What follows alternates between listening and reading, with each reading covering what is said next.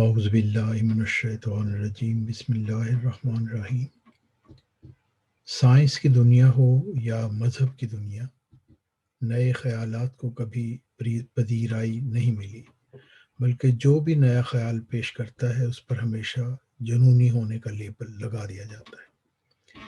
میں جب یونیورسٹی میں سائنٹیفک تھیوری پڑھاتا تھا تو پہلے لیکچر میں ہمیشہ ہنگری کے ڈاکٹر سیمل وائس کا ذکر ضرور کرتا تھا، جنہوں نے ہاتھوں کو دھونے کا رواج قائم کر کے زچگی سے گزرنے والی عورتوں کو مرنے سے بچایا تھا۔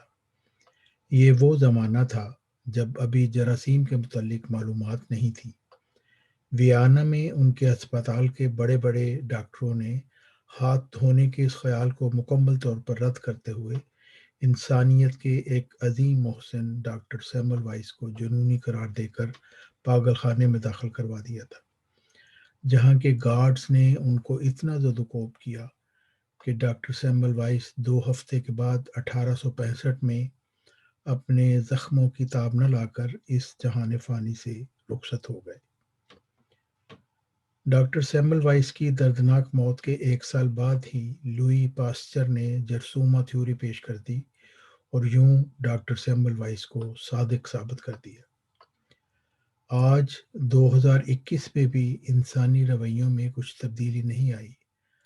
آج بھی ہم نئے خیالات کو کے ویسے ہی پکے دشمن ہیں جیسا کہ آج سے چند 100 سال پہلے تھے۔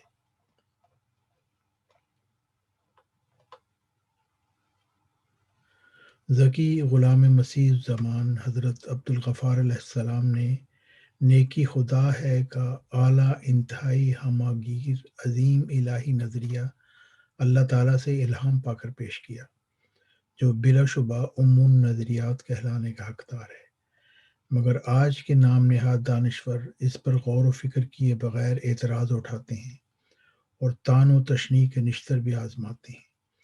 حالانکہ ذکی غلام مسیح الزمان حضرت عبدالغفار علیہ السلام نے تمام دنیائے علم کے عالموں کو یہ کھلا چیلنج دیا ہے کہ اگر آپ میرے اس الہی نظریہ کو النظریات ماننے سے انکاری ہیں تو اس کے مقابل ایک تحریر لکھیں اور اس الہی نظریہ کو جھٹلا کر دکھائیں۔ مگر تاریخ گواہ ہے کہ اعتراض کرنے والوں سے ہنسی ٹھٹھا کے علاوہ کبھی کوئی تعمیری کام نہ ہو سکا۔